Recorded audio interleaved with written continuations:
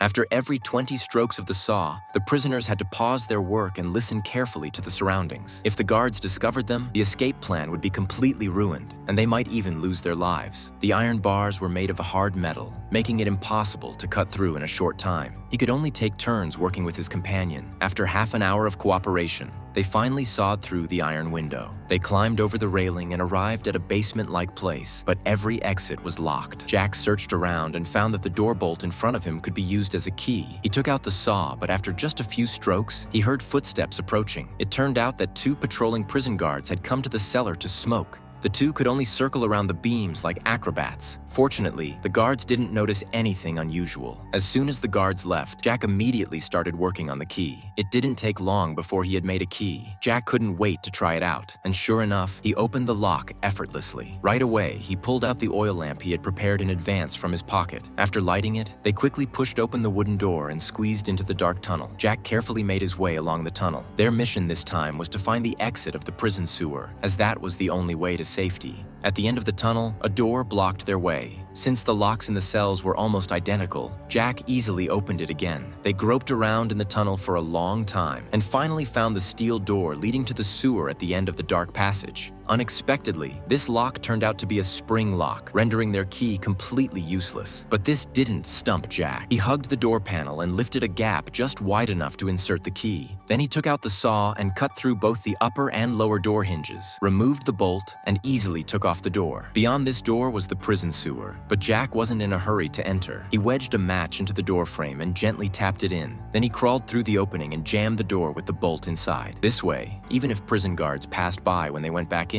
they wouldn't discover anything. They walked along the sewer, only to find that the exit had already been sealed with cement. They returned to the other side, which was also blocked with cement. Jack took out the iron key and scraped at the cement wall. This kind of cement was very hard and difficult to dig through. He then went to the side wall, and after just a few light scrapes, large pieces of plaster fell off. They decided to dig an escape route from here, but for today, they could only return temporarily. And by this time, it was already light outside. The prison guards had begun to inspect every cell. Luckily, they made it back just before their cell was checked.